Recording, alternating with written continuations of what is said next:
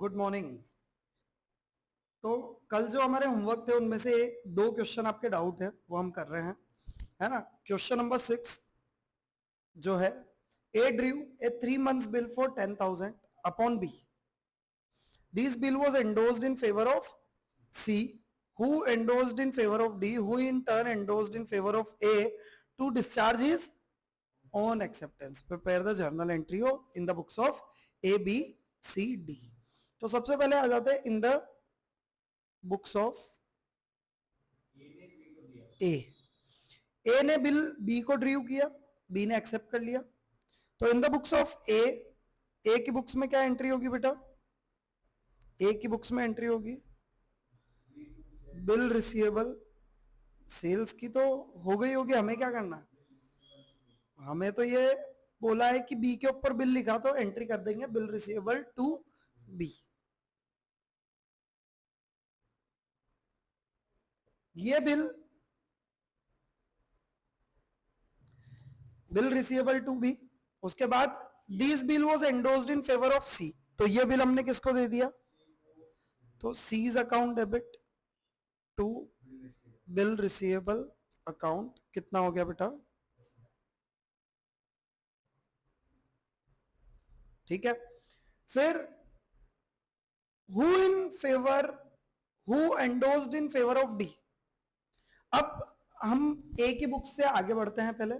अब आ जाते हैं हम in the books of C. In the books of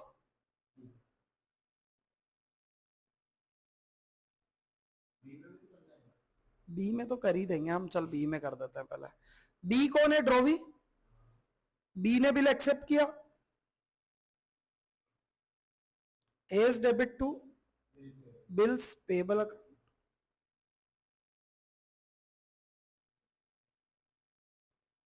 that's it. ये तो डायरेक्ट पेमेंट करेगा आप ड्यू डेट पे। देन ये जो बिल है वो किसको चलेगा? सी को। तो in the books of, sorry यहां पे कुछ स्पेस छोड़नी पड़ेगी हमें क्योंकि एंट्रीज दो और आएगी, तो इधर कर देते हैं in the books of C. In the books of C entry होगी, बिल आया इसको, किससे आया? To A. किसने दिया इसको बिल बेटा? तो इसको तो ए से मतलब है, और ये बिल इसने किसको दे दिया? तो इसकी बुक्स में भी बिल रिसीवेबल आएगा क्या? यस, इसके लिए तो बिल रिसीवेबल ही है ना, डी टू बिल रिसीवेबल। अब डी ने ये बिल, डी को ये बिल आया वापस,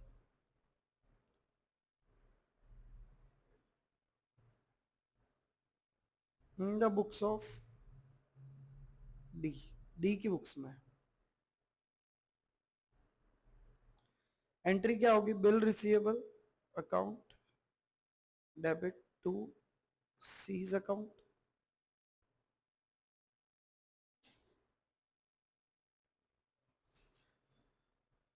ये हो गया।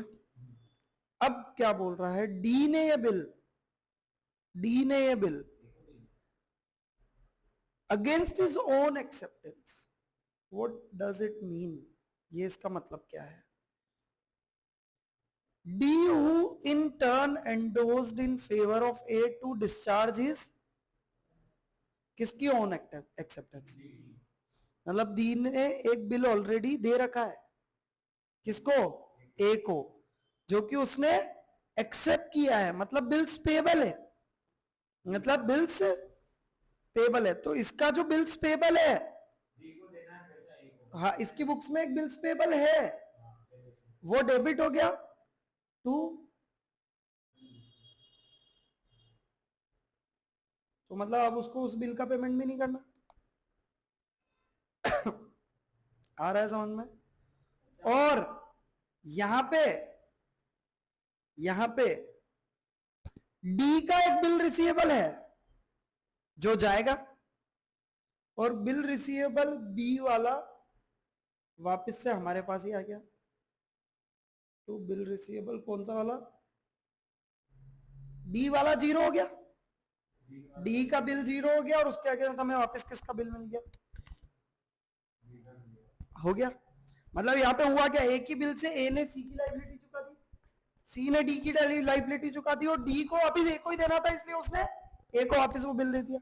अभी ए वापस किससे ले लेगा, तो बी के यहां अगर पेमेंट हो गया है ऑन पेमेंट, यहां पे तो बस एक ही एंट्री, वो तो किसी को भी दे, उसके यहां पे तो एक ही एंट्री होगी, bills payable debit to bank, उसको कोई मतलब नहीं है, उसको तो सिंपली जिसके पास फाइनल बिल होगा, हम मान लेते हैं बियरर बिल होगा, जिसके पास होगा उसको पेमेंट कर देगा वो। और बिल किसके पास है वापस, भाई ए की बुक्स में एक बिल रिसीवेबल ऑलरेडी डेबिटेड है जो डी का है, बी वाला बिल तो जीरो हो गया था यहाँ पे, क्योंकि हमने सी को दे दिया, बिल रिसीवेबल को क्रेडिट कर दिया, ये बी वाला बिल था, फिर वापस बी वाला बिल हमारे पास आ गया, और डी वाला बिल हमने उसको दे दिया, तो डी का जो बिल रिसीवेबल है वो जीरो हो गया। पेमेंट अगर आ गया तो bank debit to bill receivable, कौन सा वाला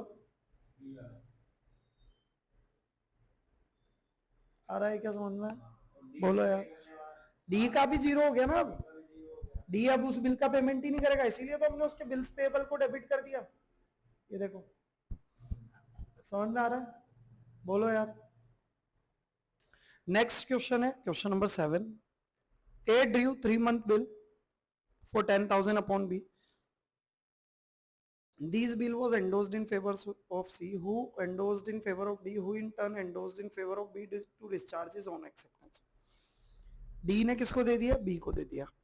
अब ध्यान देना, A की बुक्स में, in the books of A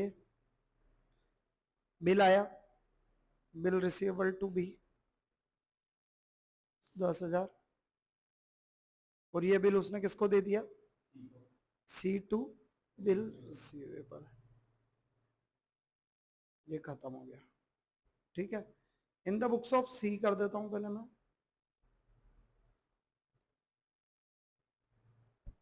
सी के बुक्स में क्या एंट्री होगी, बिल रिसीवेबल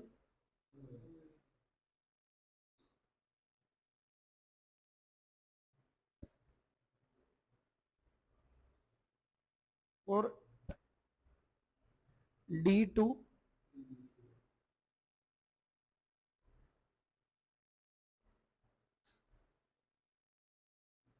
इसने ये बिल किसको दे दिया, डी को दे दिया। फिर in the books of D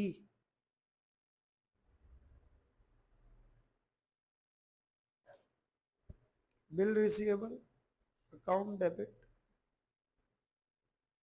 to C's account,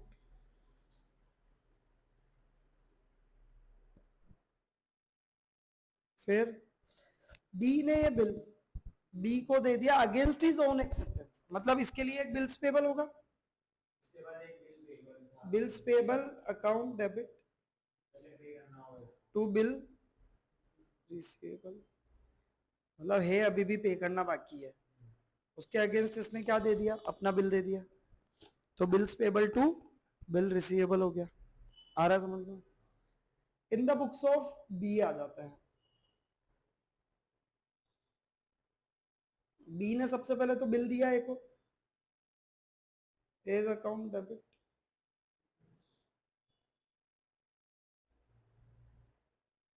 payable account 10,000, फिर इसके पास डी से एक बिल आया, इसने एंट्री कर ली, मान लो bill receivable debit to D,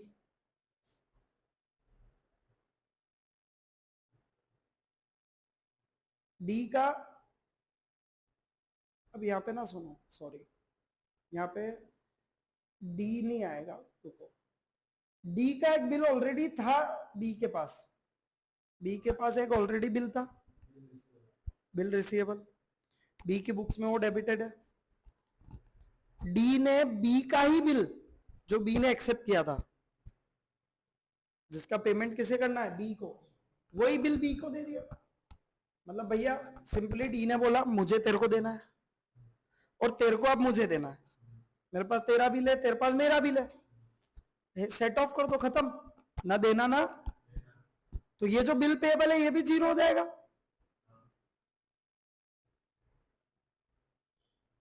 ये कितना 10,000 है, डेबिट हो गया। और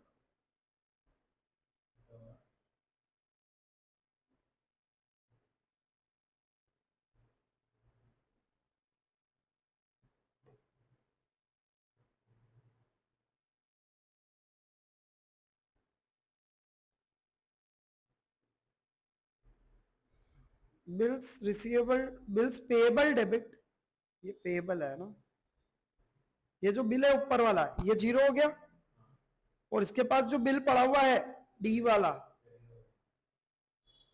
वो क्रेडिट हो गया। आ रहा है समझ में? तो bills payable debit to bills receivable, और इधर डी की बुक्स में भी bills payable debit to bill receivable हो गया। आ रहा है क्या समझ में? Bill retained till maturity, maturity तक अगर आपने बिल किया है तो ड्रॉवर की बुक्स में क्या एंट्री होगी? अगर वो डिसऑनर हो जाता है तो ड्रॉवर वापस ड्रॉवी को डेबिट करेगा जिससे बिल आया था, to bill receivable in the books of drawee. Drawee की बुक्स में क्या एंट्री होगी?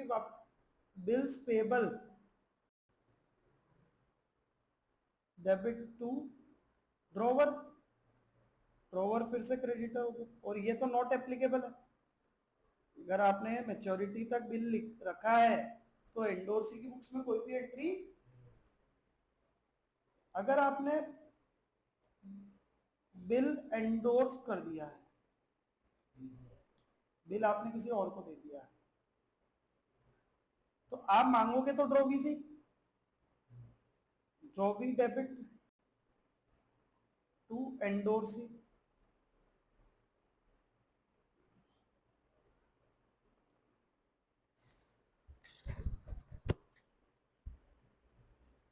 ड्रॉवी से मांगेंगे और एंडोर्सी को देंगे।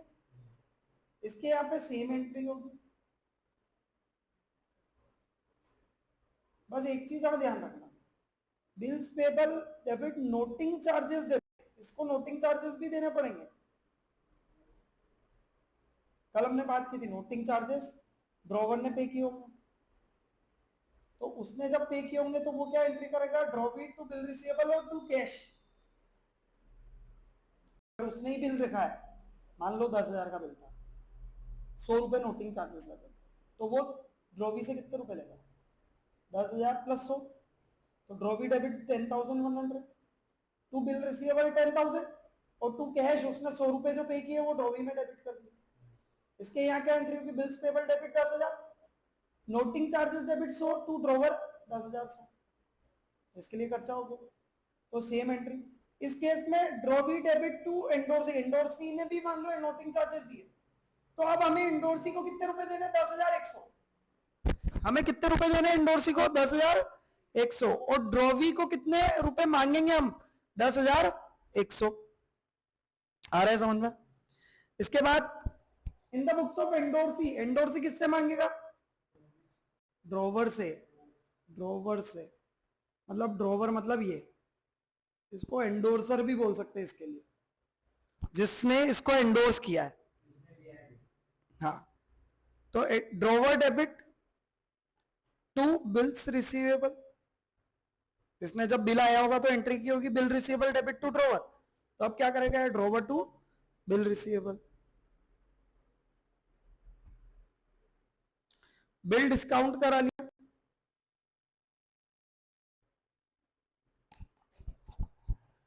आपसे कौन मांगेगा? ड्रॉवर से कौन मांगेगा? बैंक। आप किससे मांगोगे?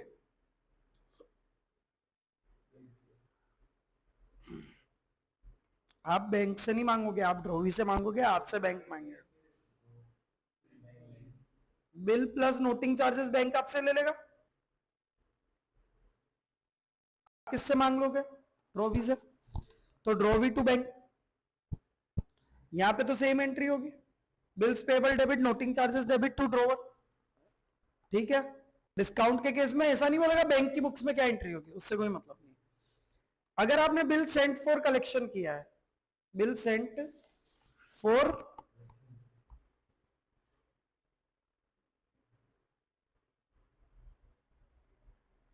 ठीक है, तो उस केस में बिल सेंट फॉर कलेक्शन के केस में ड्रॉवी डेबिट, ड्रॉवी तो हमेशा डेबिट होगा।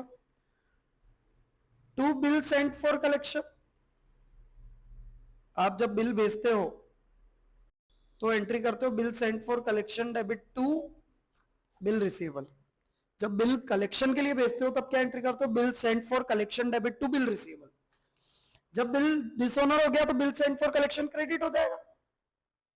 और अगर बैंक ने हमसे कोई नोटिंग चार्जेस लिए हैं तो वो टू बैंक हो जाएगा, नोटिंग चार्जेस की एंट्री हो जाएगी, क्योंकि बैंक ने वो आपके खाते से काट लिया होगा।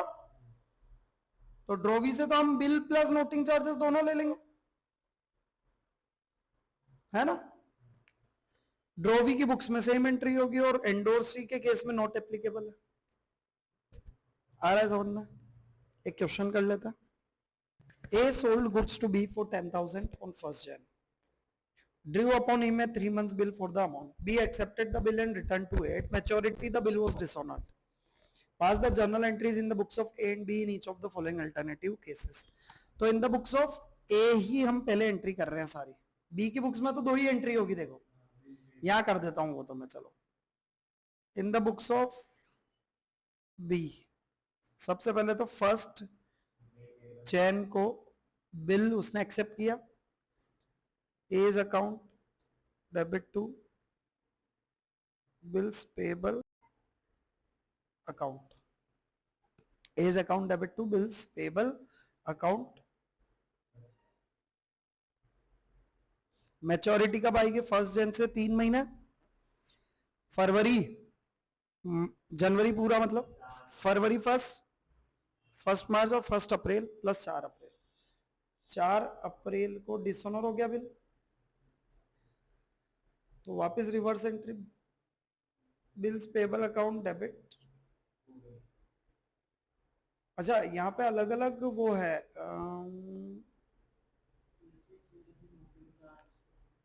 हाँ सभी में नोटिंग चार्ज तो सो ही है मतलब, तो एंट्री तो सेम होगी।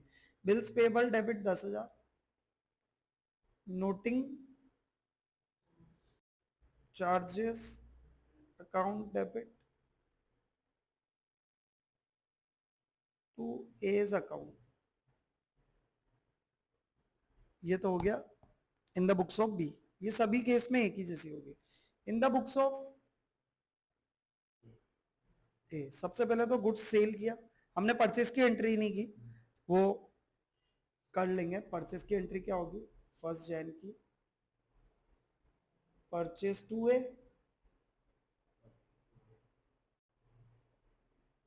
फिर ए टू बिल्स पेबल और फिर वापस वही एंट्री। तो जनवरी 1 B's account debit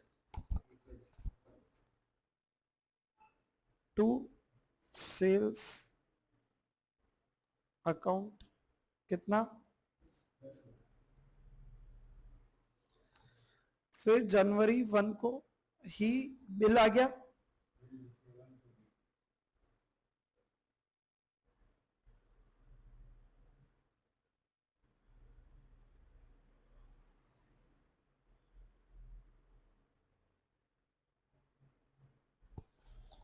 bill receivable to B's account कितना 10,000।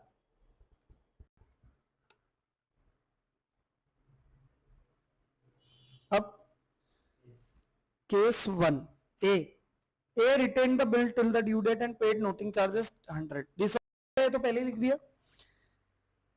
केस ए में बिल उसने मैच्योरिटी तक रखा और बिल क्या हो गया, डिसऑनर। तो अप्रैल 4 को वो पैसे किससे मांगेगा वापस,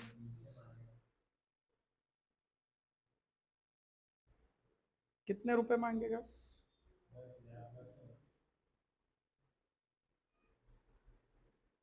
to bill receivable account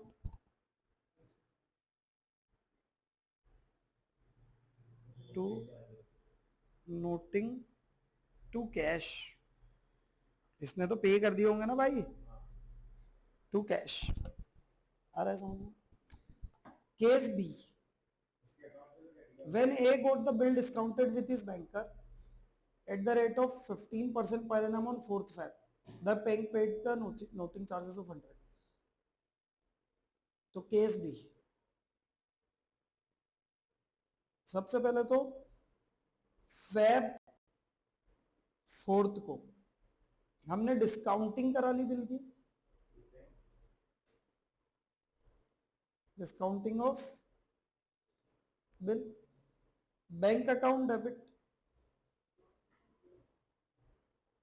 discounting charges कितने महीने के लगेंगे भाई? 2 महीने के लगेंगे। 10,000 का 15% इंटू 2/12 कितने रुपए लगे? 250 लगे ना, 250 रुपीज, 9750 रुपीज आए। मतलब बैंक ने हमें पैसे काट के दे दिए 250 रुपए।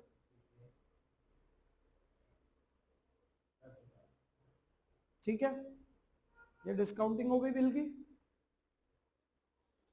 अब अप्रैल 4th को क्योंकि उसने पेमेंट नहीं दिया तो हम वापस से बी से मांगेंगे पूरे 10,100, और बैंक ने भी हमसे नोटिंग चार्ज सहित कितने रुपए ले लिए? 10,100 पूरे ले लिए ना भाई। उससे जो लोन लिया था वो भी तो लेगा वो पैसा। तो 10,000 रुपए क्या था? लोन ही था। तो बैंक ने वापस हमारे खाते से काट दिया तो हमने क्या कर दिया? To bank. बैंक ने टोटल रुपए कितने काटे? 10,100। हम बी से कितने मांगेंगे? 10,000। केस बी था ये।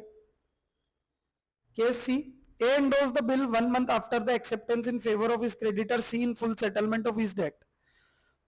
10,200 की एक डेट पे करनी थी ए को, उसके अगेंस्ट उसने बी का एक बिल दे दिया इन फुल सेटलमेंट, मतलब 200 रुपए का डिस्काउंट रिसीव हुआ। 200 रुपए का क्या हुआ? केस सी, सबसे पहले तो उसने क्या किया? एंडोर्समेंट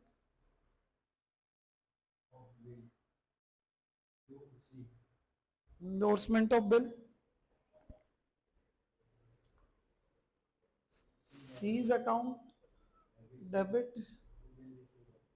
10,200 टू 10,000 डिस्काउंट रिसीव्ड कितना?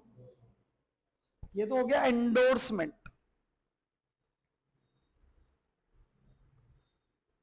फेब 1st को एंडोर्स कर दिया, 1 महीने बाद।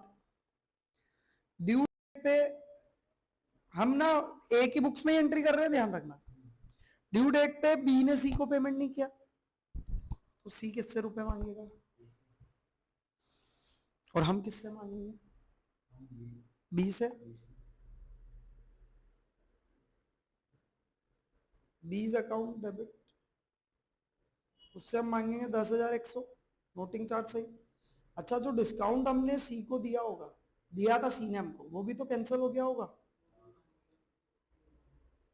डिस्काउंट रिसीव्ड वापस डेबिट कर दूंगा 200 रुपए टू सीज अकाउंट। सी एक तो 10,200, सी को ओरिजिनली हमें कितने रुपए देने थे? +100।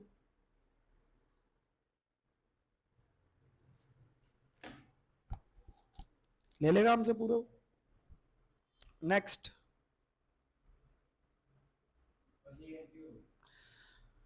डी की, in case D, when A sent the bill to his banker for collection, bank paid the noting charges of 100। हमने बिल सेंड फॉर कलेक्शन किया, मतलब डिस्काउंट नहीं कराया। हमने बैंक को बोला कि तू कलेक्ट कर लेना भैया। तो case bill send for collection की एंट्री क्या होगी?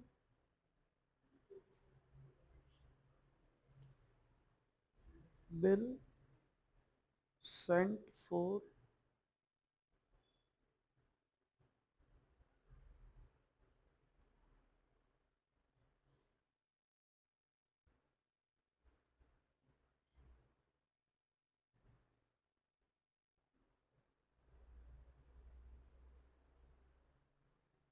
10,000। और अप्रैल 4 को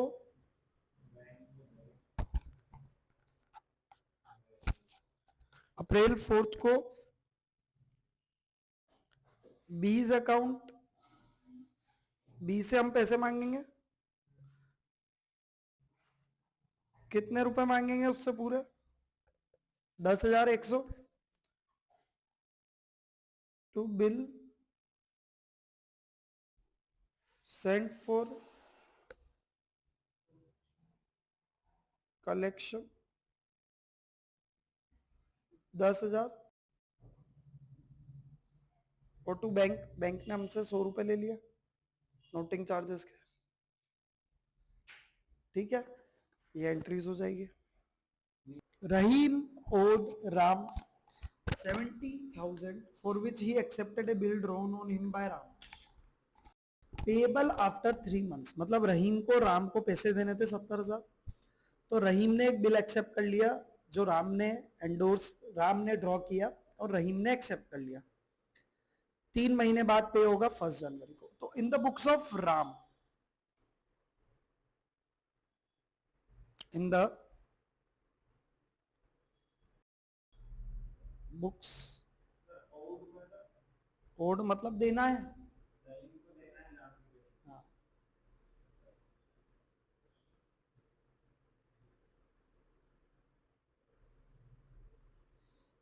जनवरी 1 को बिल आया, bill receivable debit to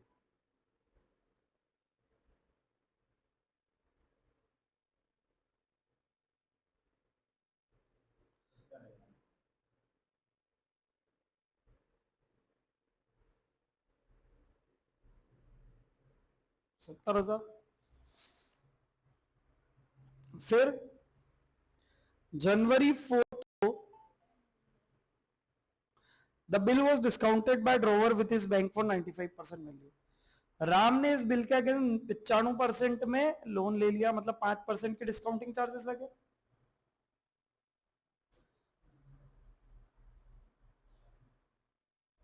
bank debit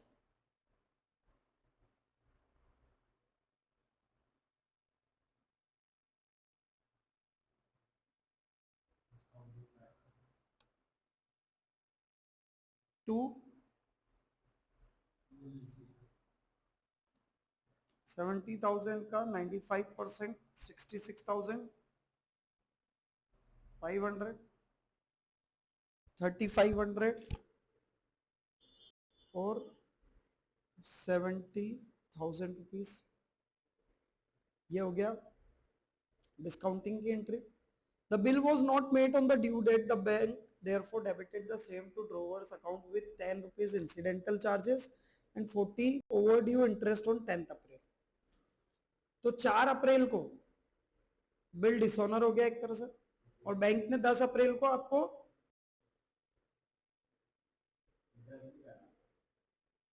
10 अप्रैल को बैंक ने आपका खाता डेबिट कर दिया। आप किसको डेबिट करोगे? ड्रोवी को। ड्रोवी कौन था? रहीम।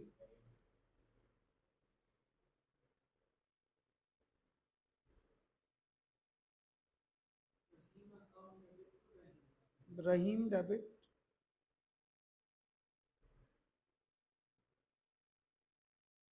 टू बैंक 70,050 रुपीज बैंक ने हमसे लिए,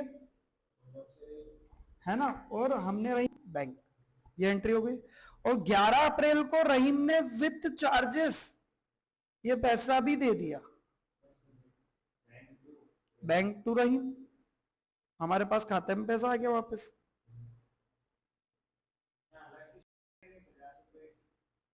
हमको तो बैंक ने हमसे ले लिया और हमने रहीम से ले लिया, तो हमने एंट्री कर दी ना रहीम डेबिट टू बैंक। अगर हम बियर करते तो फिर एंट्री करते चार्जेस डेबिट टू बैंक। समझ में आ रहा? तो in the books of Rahim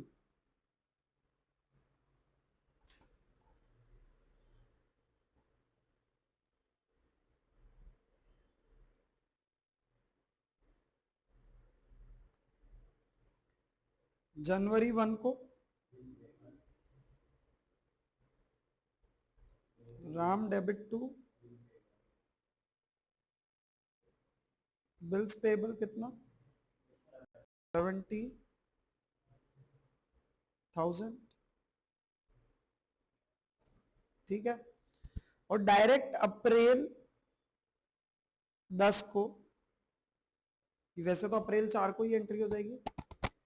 entry क्या होगी, एंट्री क्या होगी, bills payable debit, noting charges debit,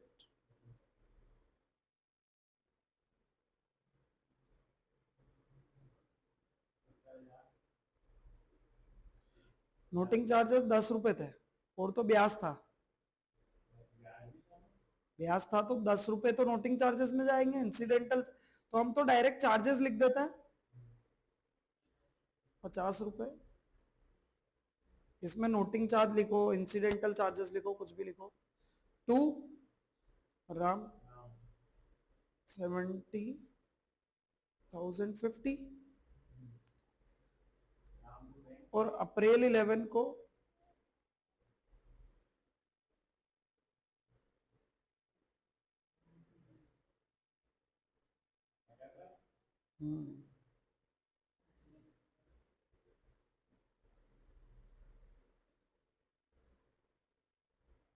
ठीक है।